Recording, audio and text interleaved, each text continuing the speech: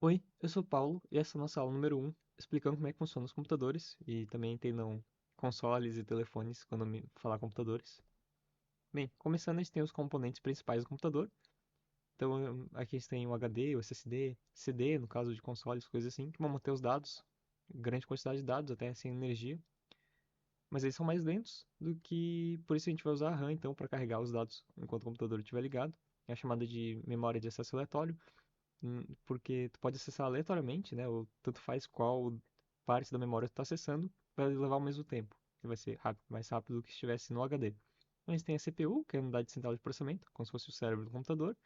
E a gente também tem a GPU, que é a unidade de processamento gráfico, com vários cores, coisas assim. E normalmente ela várias vezes ela está junto aqui no mesmo chip que a CPU, que são os processadores com vídeo integrado, né? Então a CPU e a GPU estão juntos. Então, em geral, a tua CPU vai pedir alguma coisa, vai pedir o dado aqui que está no HD, ele vai ser carregado na RAM, e da RAM ele parte dele vem para cache, que é tipo uma memóriazinha bem pequenininha dentro do processador, e aí ele vai ser utilizado pelos múltiplos cores do processador ali para processar os dados, certo? Então, o CPU ela é a unidade central de processamento, é o cérebro do computador, é ela que vai executar as instruções do programa. É bem possível que você já tenha ouvido falar que o processador funciona com binário, o que é verdade, mas assim, muito simplificado. Mas é como se eu dissesse que os seres humanos falam emitindo sons com a boca. Tá, realmente, quando a gente está falando, a gente está emitindo um som com a boca, mas a gente está formando palavras, frases, tem significado nessas frases. Diferentes culturas têm diferentes formas de gerar palavras, de gerar frases. E os processadores são assim também. Diferentes processadores têm diferentes formas de ter suas instruções, têm diferentes instruções, diferentes representações de instrução, mesmo que no final eles vão ser zeros e uns. Então, cada processador tem seu conjunto próprio de instruções, assim como o tipo de dados, também tipos de dados diferentes, né? Tem seus próprios registradores para funções específicas. Então, cada processador tem um conjunto de instruções, aqui a ISA, conjunto de instruções de arquitetura que são específicas dele. Isso é importante por quê? Porque quando você gera o código para um processador, você está gerando para aquele processador específico. Então, você gerou para esse telefone aqui, você está gerando para esse modelo de telefone específico. Você não tem garantia que vai rodar da mesma maneira em outro processador. E tá, mas essas instruções, então, elas são uma instrução de um programa de linguagem de programação, if and else? Então, não. Quando a gente está falando de as instruções do processador, elas são bem mais simples, são o que a gente chama aqui de assembly, né? Linguagem de montagem, é o que a gente também considera baixo nível. Aqui é um exemplo de uma adição. E aqui em cima é a linguagem de programação, né? Que é alto nível, mais parecido com a forma que a gente pensa, a forma que a gente fala, seres humanos falam. E aqui, isso aqui vai ser então convertido, né? Através de uma compilação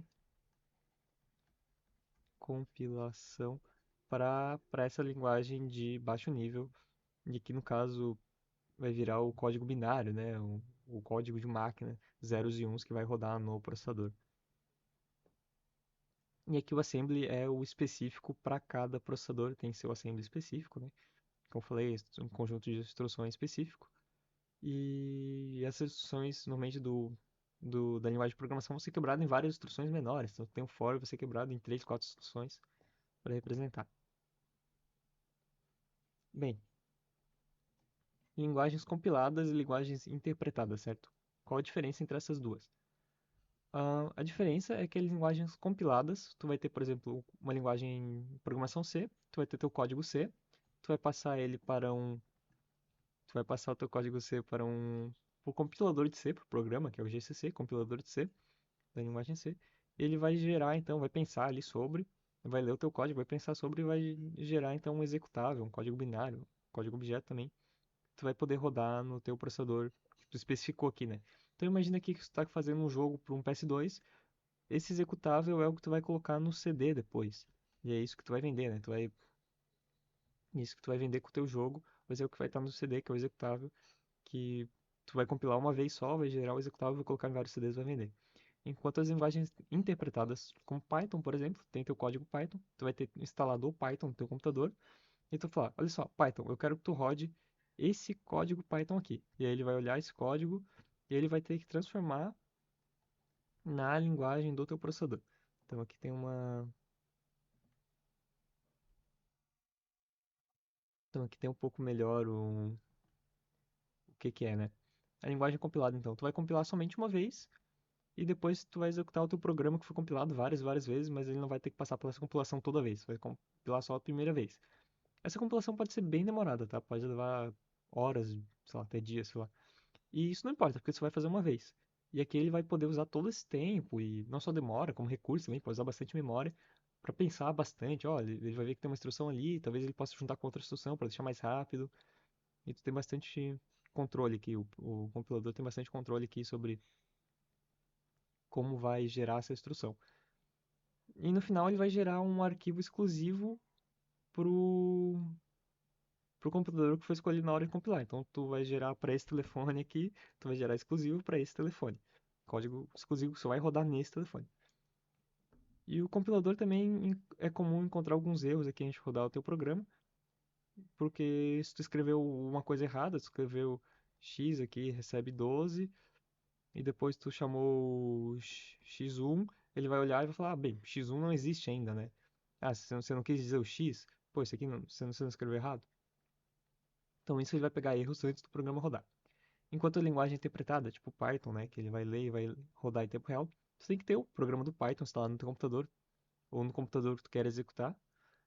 Isso faz também com que o programa fique mais lento na hora de rodar, porque ele vai ler o programa, vai ler a instrução. Ó, esses são x mais 12. Como é que esse processador específico roda essa instrução, vai rodar essa instrução de soma? Ah, tá, tem essa instrução de soma aqui que vai rodar. Então ele vai ter que ir linha por linha, compilando em tempo real as instruções.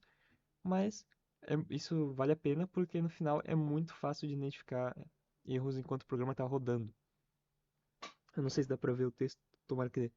Mas é muito mais fácil de identificar erros durante a execução do programa, porque se der algum erro, ó, esse X aqui não foi declarado. Aí ele vai voltar exatamente, ele vai ter exatamente qual linha que tá errado, o que que tá errado, por que que deu problema. E é isso.